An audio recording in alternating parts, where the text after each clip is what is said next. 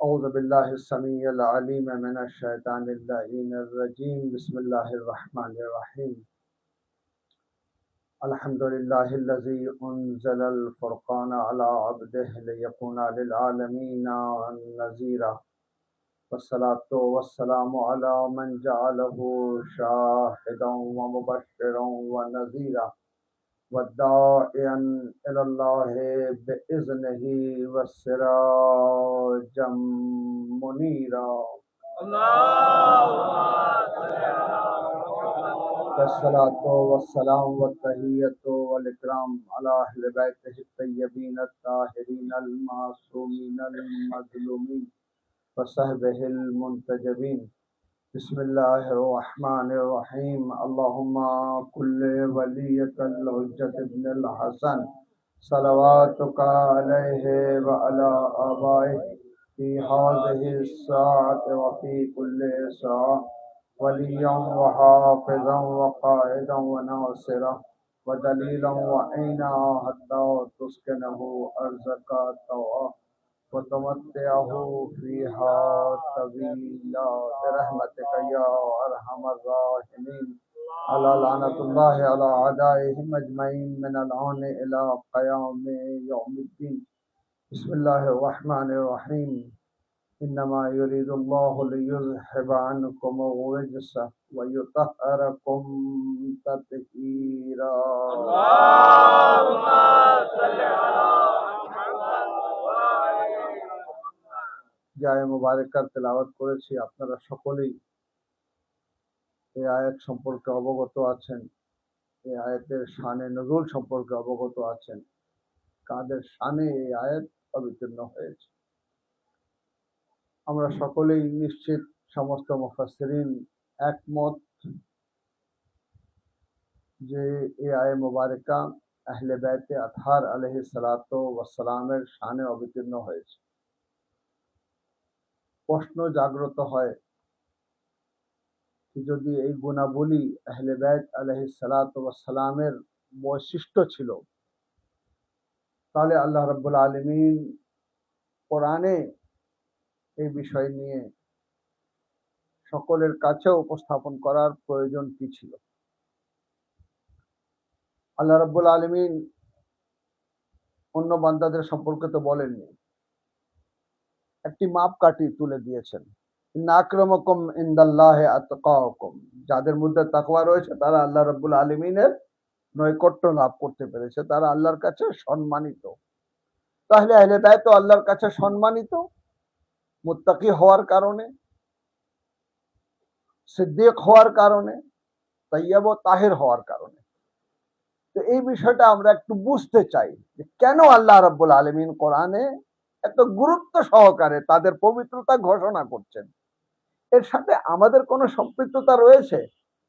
যদি সম্পৃক্ততা নেই তাহলে আহলে বাইতের গুণাবলী আল্লাহ রাব্বুল আলামিন ও আহলে বাইতের মধ্যেই সীমাবদ্ধ। কিন্তু যদি আমাদের সাথে নিশ্চিত আমাদের সাথে সম্পৃক্ত রয়েছে, নাহলে কোরআনে অবতীর্ণ হলো কেন? একজনের ব্যক্তিগত ফজিলত, সে ব্যক্তিগত মর্যাদার কারণে আল্লাহ রাব্বুল আলামিনের নৈকট্য লাভ করবে, এতে কোনো সন্দেহের অবকাশ নেই। কিন্তু যখন কোরআনে আসছে, ওই কোরআন যে কোরআন আমাদের জন্য অবতীর্ণ হয়েছে, যেটা সমস্ত মুসলমানদের সাথে বরং সমস্ত মানব জাতির সাথে এই কোরআনের সম্পৃক্ততা রয়েছে, তাহলে প্রশ্ন জাগ্রত হয় যে যদি সকলের সাথে এর সম্পৃক্ততা রয়েছে, তাহলে আহলে বাইতের তাহারাতের ঘোষণা করলেন কেন? আমি আপনাদের বুঝার জন্য খুবই সাধারণ কিছু বিষয়ে উদাহরণস্বরূপ বলতে চাই। আমাদের কোনো জায়গায় দেখেননি যে কারো বাড়ির সামনে কোনো বোর্ড দেওয়া আছে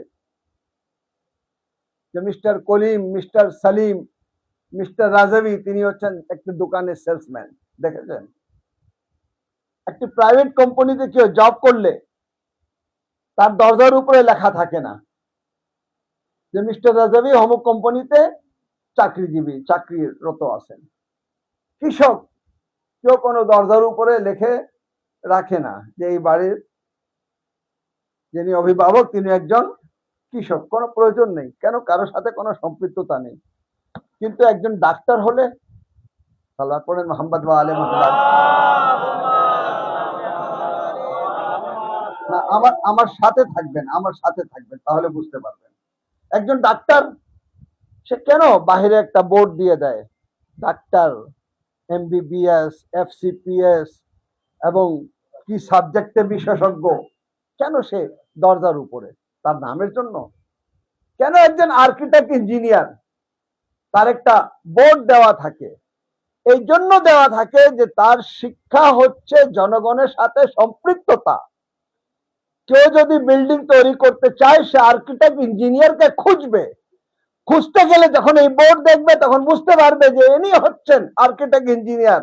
আমি যদি বিল্ডিং তৈরি করতে হয় তা আমাকে ওনার কাছে যেতে হবে। একজন যদি অসুস্থ হয়ে যায়, ওই বোর্ড দেখে বুঝতে পারবে যে ইনি হচ্ছেন ডাক্তার, আমার চিকিৎসার জন্য এনার কাছে যেতে হবে। তো স্পষ্ট হয়ে গেল, যদি জনগণের সাথে কোনো সম্পৃক্ততা না হলে কোনো বোর্ডের প্রয়োজন হয় না। আর জনগণের সাথে সম্পৃক্ত হলে একটি বোর্ড দিতে হয় যে তুমি যদি অসুস্থ হলে এই ডাক্তারের কাছে চলে আসো। তোমার মধ্যে অসুস্থতা রয়েছে, কোন ধরনের অসুস্থতা? যে ধরনের অসুস্থতা রয়েছে তার সাথে মিল রেখে ওই ডাক্তারের কাছে চলে আসো। তাহলে আল্লাহ রাব্বুল আলামিন স্পষ্ট করতে চাচ্ছেন যে তোমাদের পবিত্রতার জন্য দুটি জিনিসের গুরুত্বপূর্ণ প্রয়োজন। এক হচ্ছে নেজাসাতে জাহিরি, যার জন্য আমাদেরকে পানির কাছে যেতে হয়, ইসলাম গ্রহণ করতে হয়। ইসলাম গ্রহণ করলে পাক হয়ে যায়, পানি দিয়ে আমরা নেজাসাত থেকে পাক হয়ে যাই। কিন্তু অভ্যন্তরীণ নেজাসাত, আমাদের বিবেক নাজিস হয়ে গেল, আমার কালব নাজিস হয়ে গেল, আমার অন্তরে নেজাসাত রয়েছে, শয়তান ঢুকে বাসা করে বসে গেছে। হে আল্লাহ, কি করব, কোথায় যাব? তো আল্লাহ রাব্বুল আলামিন বলবেন আমি তো স্পষ্ট করে দিয়েছি, যদি পাক হতে হয় আহলে বাইতের কাছে চলে আসো।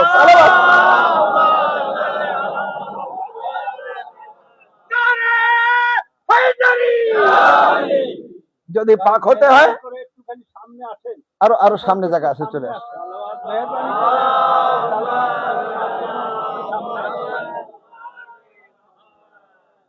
ইন্নামা ইউরিদুল্লাহু লিইয়ুযহিবা আনকুমুর রিজসা আহলাল বাইত। হে আহলে বাইত রাসূল, আল্লাহ রাব্বুল আলামিনের ইচ্ছা এটাই, সব ধরনের অপবিত্রতা থেকে আপনাদেরকে রক্ষা করতে। আমরা বুঝতে পেরেছি আহলে বাইতে আতহার পাক রয়েছেন। আমাদের জীবনে যারা আমরা মুসলমান, আমাদের সৃষ্টির উদ্দেশ্য কি? ওয়ামা খালাকতুল জিন্না ওয়াল ইনসা ইল্লা লিয়াবুদুন।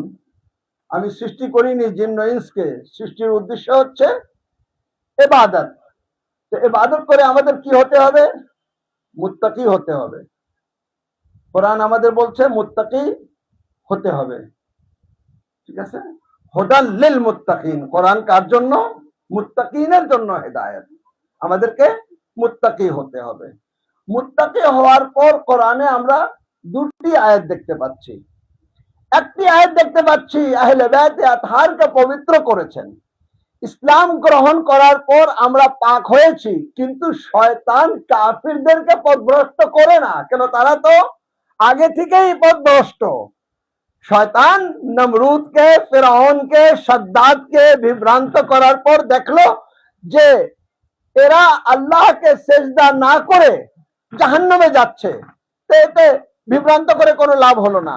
আমি এত সেজদা করার পর জাহান্নামে যাব, তাহলে কাদেরকে বিভ্রান্ত করতে হবে? যারা সেজদা করে তাদেরকে। সালওয়াত পড়েন মুহাম্মদ।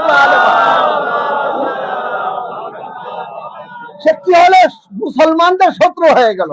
যখন মুসলমানদের শত্রু হয়ে গেল, তাহলে মুসলমান বাঁচতে গেলে কোথায় যাবে? কোনো আশ্রয় দরকার, কারো কাছে যেতে হবে। কার কাছে যাবে? কোরআন বলছে হুদাল লিল মুত্তাকিন, কোরআন হচ্ছে মুত্তাকিনদের জন্য হেদায়েত। কোরআনের কাছে যেতে হবে। আচ্ছা, কোরআনের কাছে গেলাম, কোরআন বলছে তোমার নাফস রয়েছে। হ্যাঁ, নাফস রয়েছে। ইন্নান নাফসা লিআম্মারাতিন বিসসু, নাফস মানুষকে কুকর্মের দিকে ধাবিত করে। তাহলে আমার নাফস যেন সুরক্ষিত হয়ে যায়, কি করতে হবে? আল্লাহ রাব্বুল আলামিন স্পষ্ট করছেন, ইন্নাল্লাহ আশতারা মিনাল মুমিনিনা আনফুসাহুম ওয়া আমওয়ালাহুম বিআন্না লাহুমুল জান্নাহ। আল্লাহ রাব্বুল আলামিন মুমিনদের কাছ থেকে তাদের নাফসকে, তাদের মালকে ক্রয় করতে চান, যেন তার পরিবর্তে তাকে জান্নাত দিতে পারেন। তাহলে আমরা পেয়ে গেলাম আমাদের মুত্তাকি হতে গেলে কোরআনের কাছে আসতে হবে। আমাদেরকে নাফস বিক্রি করতে গেলে কোথায় যেতে হবে? আল্লাহ বলছেন আমি তোমার নাফস ক্রয় করতে চাই। আমরা খুঁজছিলাম এমন কোন দোকান পৃথিবীতে আছে যেখানে গিয়ে আমরা নাফস বিক্রি করতে পারবো? হ্যাঁ, আমরা গাদিরে দেখেছি। রাসূল বলছেন আলাস্তু আওলা বিআনফুসিকুম, আমি কি তোমার নফসের উপরে প্রাধান্য রাখি না? অর্থাৎ তোমরা কি নফস আমার হাতে বিক্রি করে দাওনি? সালাওয়াত পড়েন মুহাম্মদ।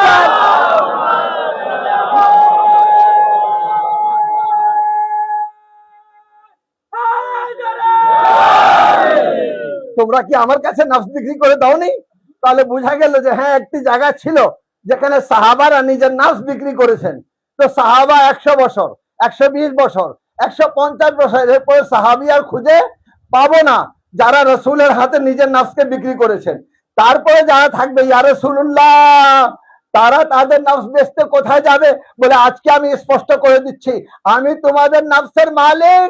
মান কুনতা মাওলা ফাহাদা আলিয়ুন মাওলা।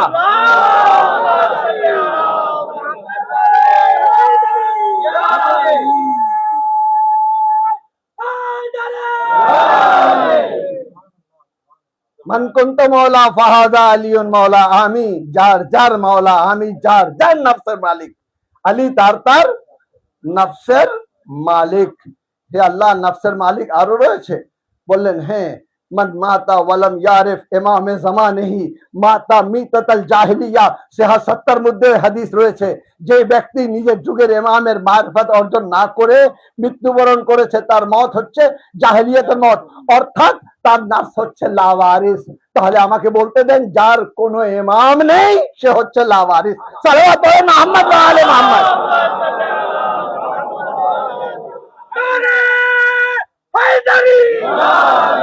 যার কোনো ইমাম নেই সে হচ্ছে লাওয়ারিস। না, ভাষা পরিবর্তন করি, যার ইমাম নেই তার হচ্ছে কিয়ামত। ঠিক আছে, মুসলমানদের আকীদা জিজ্ঞেস করেন, বলবে তাওহীদ, নবুয়ত ও কিয়ামত। নবুয়তের পরে কিয়ামত চলে আসে। শিয়াদের আকীদা জিজ্ঞেস করেন, বলবে তাওহীদ, আদল, নবুয়ত, তারপরে ইমামত, ইমামতের পরে কিয়ামত। সালাওয়াত পড়েন মুহাম্মদ ওয়া আলে মুহাম্মদ। খলিফা মর গয়া লেকিন ইমাম জিন্দা হ্যায়। আমাদের ইমাম রয়েছে যার মারফতে আমরা আমাদের দায়িত্ব, যার কাছে আমরা আমাদের নফস বিক্রি করব। তাহলে একটা কাজ কি? মুত্তাকি হওয়া। আচ্ছা, মুত্তাকি হওয়ার জন্য কোথায় যাব? কোরআন স্পষ্ট বলছে, ইয়া আইয়ুহাল্লাযিনা আমানু ইত্তাকুল্লাহ ওয়া কুনু মাআস সাদিকিন। যদি তাকওয়া গ্রহণ করতে হয় তাহলে সাদিকিনদের মাইয়াতে চলে যাও। তাহলে কোরআনের কাছে গেলে মুত্তাকি হওয়া যাবে, আহলে বাইতের কাছে গেলে মুত্তাকি হওয়া যাবে। নফস লাওয়ারিস রয়েছে, কোথায় গিয়ে বিক্রি করবা? আহলে বাইতের কাছে। এবার পবিত্রতা অর্জন করতে চাও, কোথায় যাবা? আহলে বাইতের কাছে। যারা আহলে বাইত ছেড়ে দিল তাদের কাছে তাকওয়াও নেই, তাদের নফস লাওয়ারিস, তাদের বিবেকও নাজিস।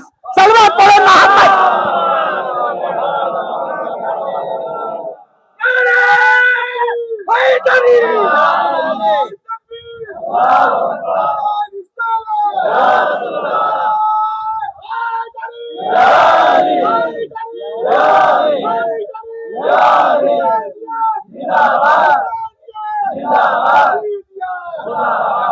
ভাই, কি রয়েছে আমাদের কাছে? আমরা ঈমান এনেছি, আমরা আল্লাহর বান্দা হতে চাই। আল্লাহ রাব্বুল আলামিন বলেছেন তোমাদেরকে ইবাদতের জন্য সৃষ্টি করেছি। ইবাদত করে কি হবে? মুত্তাকি হতে হবে। নফস রয়েছে যেখানে শয়তান ঢুকে বসে যায়, ওই নফসকে বিক্রি করে দিতে হবে, তুলে দিতে হবে। আর কি করতে হবে? অন্তরে যেন শয়তান ঢুকতে না পারে সেখানে কি করতে হবে? আহলে বাইতে আতহারকে, एक ही दिल है तो एक ही खरीदार के हाथ, एक ही दिल है। এতটুকু তো উর্দু সবাই বুঝে আমরা, তাই না? ডিশের বদৌলত যাকে দেখেন ওই ডিশ লাগায় বসে আছে। চ্যানেল এখন আমি বলবো না, ঠিক আছে? কোন চ্যানেল গুলো আমরা লাগাই, বলি হিন্দি, কিন্তু হিন্দি আর উর্দুর মধ্যে তেমন, তো ওটা ঠিকই বুঝি। এখন আমরা যদি সামান্য একটু উর্দু বলি তাহলে এটা বুঝা গেল না, না বুঝা যাবে, একটু গভীরে গেলে বুঝা যাবে। এক হি দিল হ্যায়, এক হি দিল হ্যায় তো এক হি খরিদার কে হাত। टुकड़े हो जाएगा वरना जो बिका चार के हाथ, टुकड़े हो जाएगा वरना जो बिका चार के हाथ, क्यों ही दिल का सौदा करूं किसी अगियार के हाथ, दिल तो बेच चुके हैदरे कर्रार के हाथ। सल्लल्लाहु मोहम्मद वाले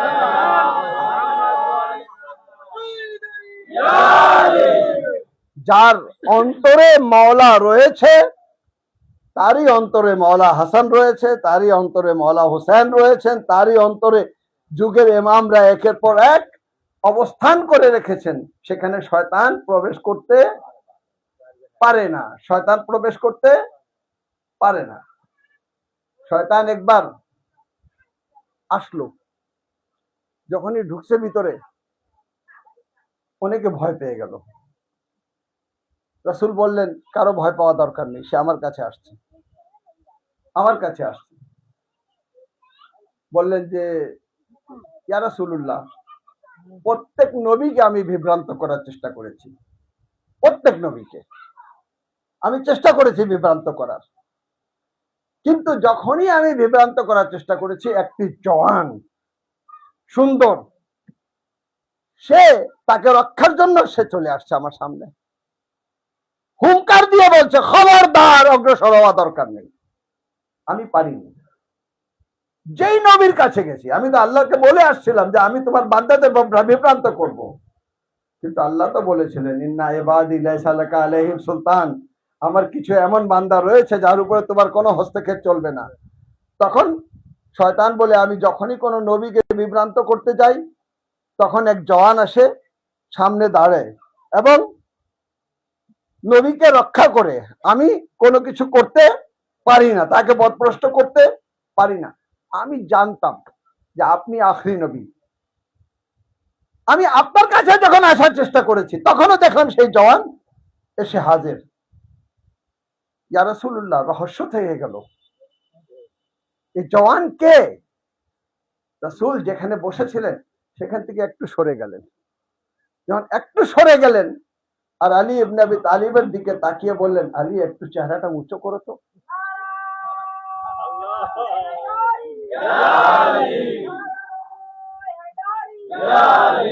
কয়েক পা পিছনে চলে গেল শয়তান, বলে হ্যাঁ সেই যুবক, সেই যুবক, ঠিক আছে, যে প্রত্যেকের ঈমান রক্ষা করার জন্য।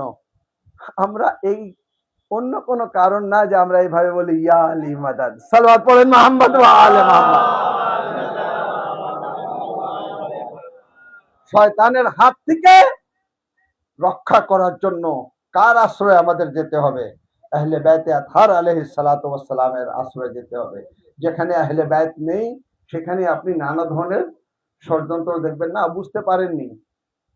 সহিহ বুখারীতে একটি হাদিস রয়েছে, হাদিসটি হচ্ছে এটা যে আমরা মুনাফিক চিহ্নিত করতে পারলে আমাদের কাছে বিষয়টা স্পষ্ট হতো যে সবাই কিন্তু আমরা এক না, কিছু কিছু লোক মুনাফিক রয়েছে। মুনাফিক রয়েছে অর্থাৎ তার ভিতরে শয়তান অবস্থান করছে, আর যারা মুমিন তার ভিতরে শয়তান অবস্থান করছে না। তো আমরা এটা চিহ্নিত করব কিভাবে?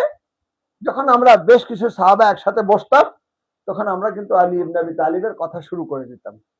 যে আলীর কথা বলতাম, যার চেহারা পরিবর্তন হয়ে যেত, আমরা চিনতে পারতাম যে আমাদের থেকে না, এর মধ্যে নেফাক রয়েছে। সালাওয়াত পড়েন মুহাম্মদ ওয়া আলে মুহাম্মদ।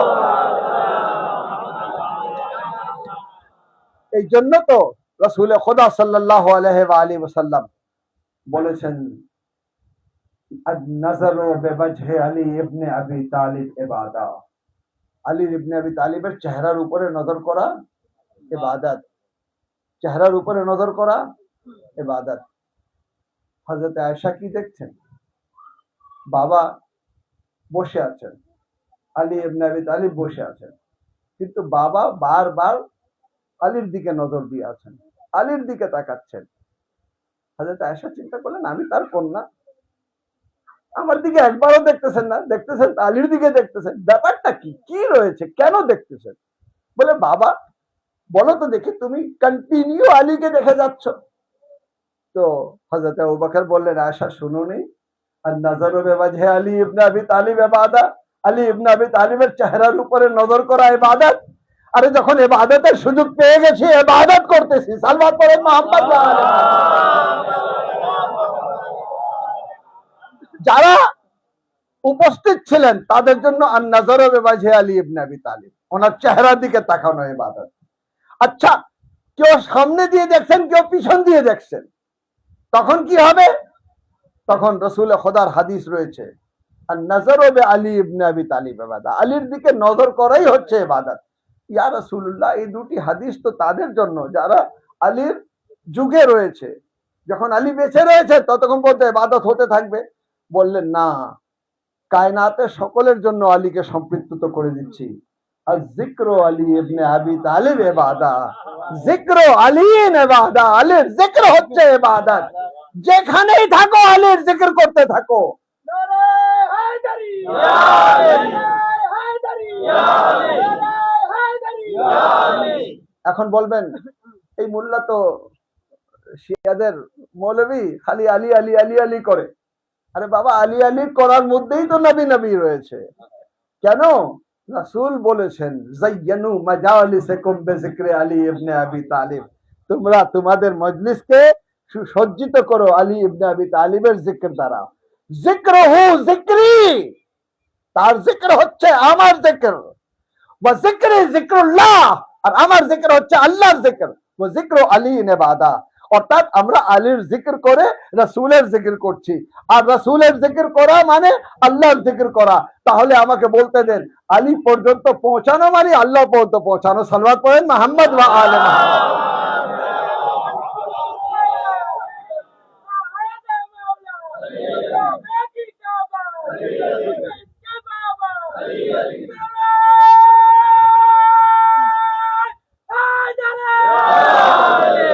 তাহলে আমরা জিক্রে আলী ইবনে আবি তালিব করে থাকি। আর 61 হিজরির পর জিক্রে ইমামে হুসাইন আলাইহিস সালাতু ওয়াস সালাম, জিক্রে ইমামে হুসাইন আলাইহিস সালাতু ওয়াস সালাম। অনেকে মনে করেন কিন্তু হুসাইন নিয়ে কথাবার্তা, এখানে আমার কি সম্পৃক্ততা?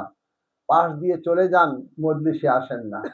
মজলিসের কথা শুনেন, মুস্কি হাসি হাসেন। এই যে দেখো মুহররম আসছে, এরা হুসাইন হুসাইন করছে। কিন্তু যদি আমি বলি যে হুসাইনের শাহাদাত হচ্ছে রাসূলের শাহাদাত, 10 জিলহিজ পালন করেছেন। 10 জিলহিজ কেন পালন করেছেন?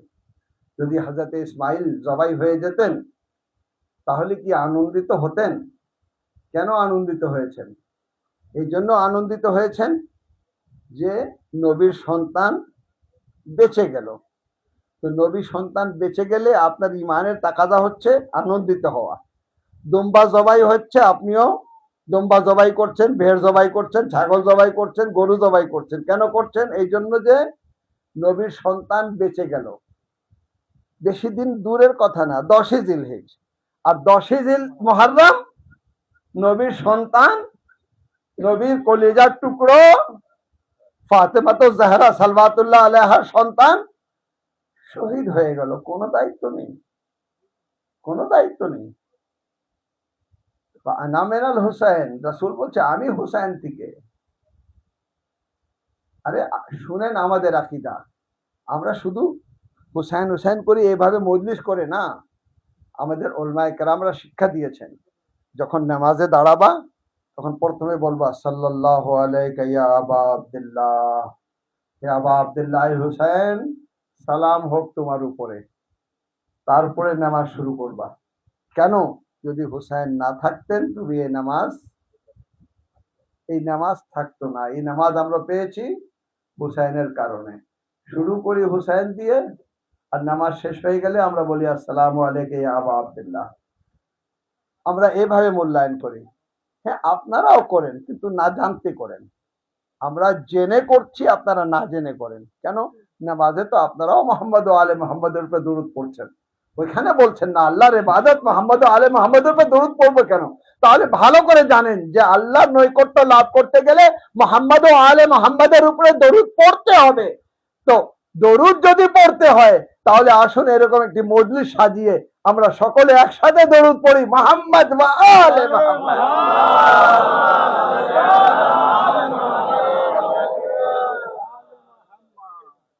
আমরা ইমামে হুসাইন আলাইহিস সালাতু ওয়াস সালাম ওনার মর্যাদাকে নিয়ে আমরা কন্দন করে থাকি।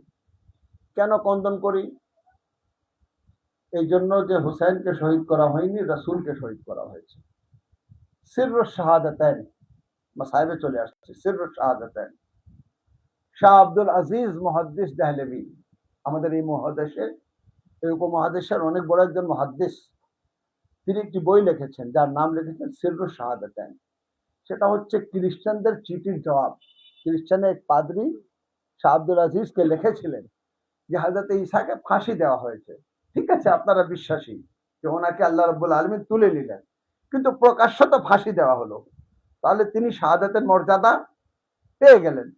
তা আপনারা বলেন মুহাম্মদ মুস্তাফাকে আফজালুল আম্বিয়া, সমস্ত নবী থেকে আফজাল, কিন্তু এই একটি জায়গায় কিন্তু ঈসা আফজাল। কেন? ঈসা শহীদ হয়েছে, রাসূলে খোদা শহীদ হননি। উনি বললেন দাও কলম ও কাগজ দাও, কলম ও কাগজ দাও। কলম ও কাগজ নিয়ে তিনি কিন্তু লিখলেন যে শাহাদাত হচ্ছে দুই প্রকার, এক হচ্ছে গুপ্ত শাহাদাত, এক হচ্ছে প্রকাশ্য শাহাদাত।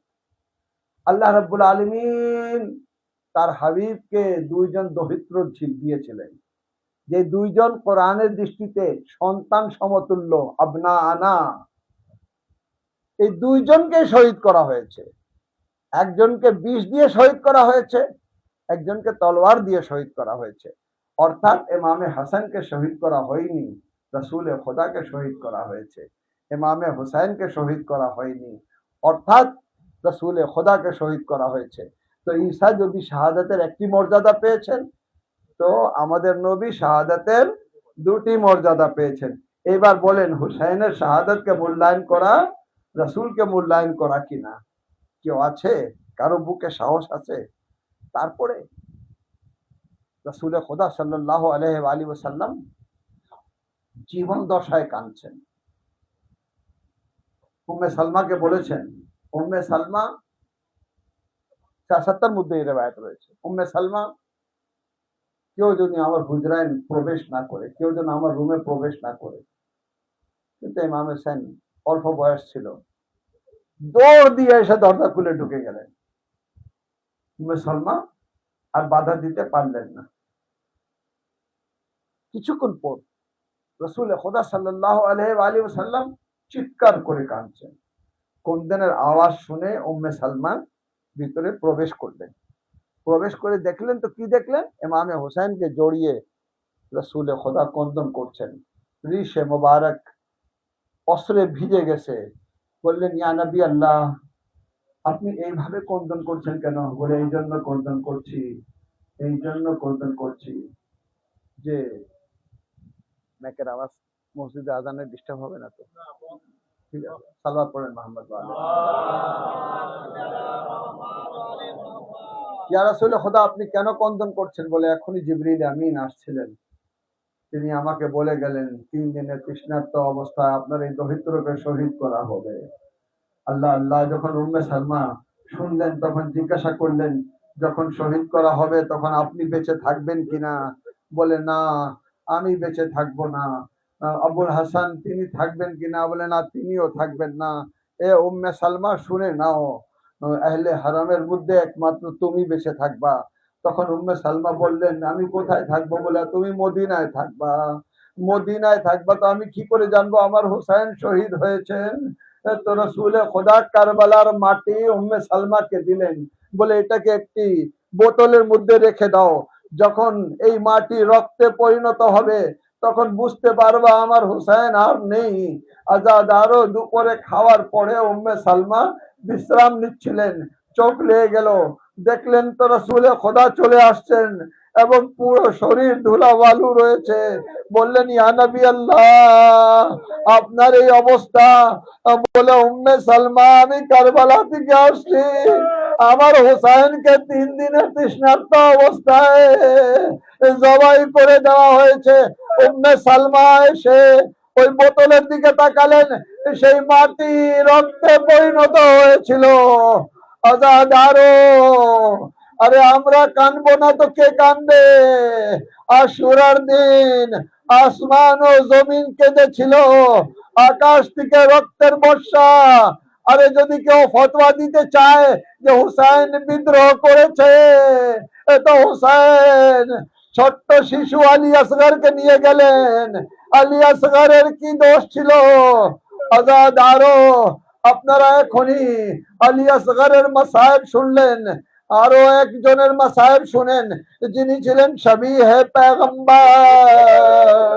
আর যাকে দেখতে কথাবার্তা এখলাক সব ছিল রসুলের মতন।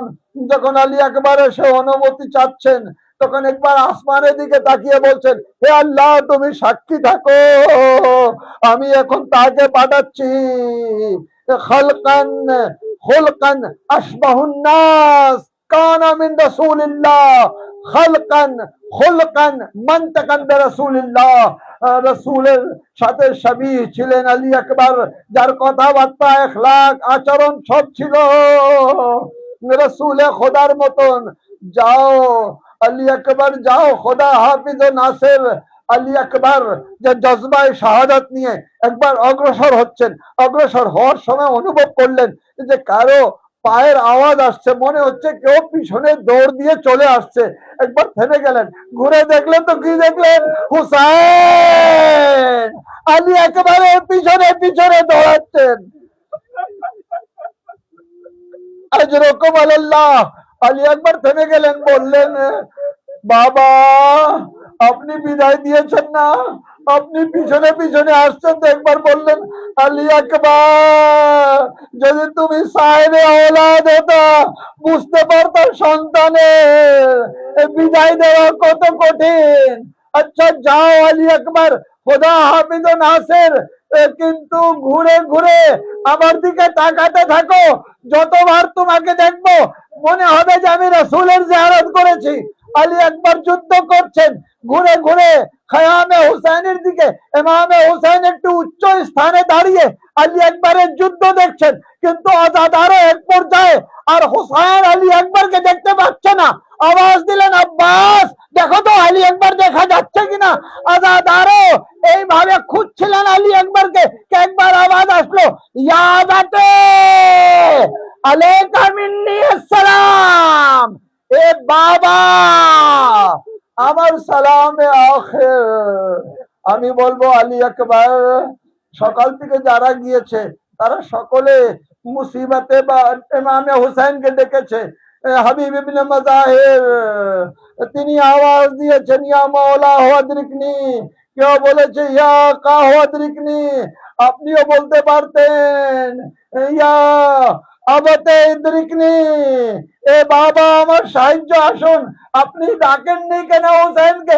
বলে জানতেন আলী আকবর আমার বাবা লাশ তুলতে তুলতে ক্লান্ত, বাবা তৃষ্ণার্ত, বাবা লাশে আসা দরকার নেই, আমার সালাম কবুল করো। আরে হুসাইন জমিনে কারবালায় বসে গেলেন এবং বললেন, আলী আকবর। আরে হুসাইন চোখে দেখতে পাচ্ছে না, এ আলী আকবর আমার চোখের আলো চলে গেল। আজাদারো একবার উঠে দাঁড়ালেন, আওয়াজ দিচ্ছেন, ইয়া আলী, ইয়া আলী। আকা কাকে ডাকছেন? বাবাকে ডাকছেন আলী মুর্তজাকে, নাকি আলী আকবরকে ডাকছেন?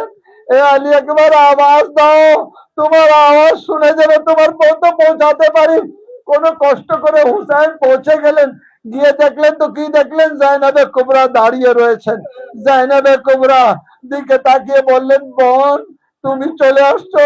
বলে, ভাইয়া আমি জানি আলী আকবরের শাহাদাত সহ্য করা কঠিন, তাই আমি চলে আসছি। আজাদারো হযরতে জাইনবকে তাবুতে পাঠালেন, আলী আকবরের পাশে বসে গেলেন, বললেন, বাবা একটি হাত তোমার মাথার উপরে, একটি হাত বুকের উপরে, মাথার উপরে হাত রয়েছে, আমাকে সালাম জানাচ্ছ কিন্তু বুকে হাত কেন? এই বলে হুসাইন বুকের হাত সরালেন, তো কি দেখলেন? বর্ষা আলী আকবরের বুকে বেগে গেছে। আজাদারো ইমামে হুসাইন নজফের দিকে তাকিয়ে, এ বাবা, খায়বার বিজয় করার সাহস! আরে সন্তানের বুক থেকে বর্ষা বের করা কঠিন। এই বলে একবার ইয়া আলী বলে বর্ষা বের করলেন। আরে বর্ষার উপরে আলী একবারের কলেজা হুসাইন আওয়াজ দিলেন, ওয়া মুসিবতা ওয়া আলী আকবার, ইন্না লিল্লাহ ওয়া ইন্না ইলাইহি রাজিউন। আজাদারো মাকাতিল লিখছে যে হুসাইন ও আলী আকবর, হুসাইন ও হযরত আব্বাস লাশে আলী আকবরকে তাবুতে নিয়ে আসলেন। আল্লাহ আল্লাহ, জায়নাব সেখানে উপস্থিত ছিলেন না। তাবুতে আলী আকবরের লাশ এসেছে, জায়নাব নেই। হযরত মির্জা ছুটে গেলেন। আপনি যে আলী আকবরকে লালন পালন করেছেন, তিনি শহীদ হয়েছেন, চলেন সেখানে। আরে একবার আসে হযরত জায়নাব নিজেকে ফেলে দিয়ে বললেন, আলী আকবর, মদিনা থেকে নিয়ে আসছো, আমাকে মদিনা দিয়ে আসবা না, তুমি নিয়ে আসছো আমাদের পর্দার ইবাদত করে। আরে আলী আকবর, আজ আমার বিশ্বাস হয়েছে আমার হাতে দড়ি বাঁধা হবে, আমার পর্দা কেড়ে নেওয়া হবে, আমাকে কুফা থেকে শাম আর শাম থেকে দরবারে ইয়াসির।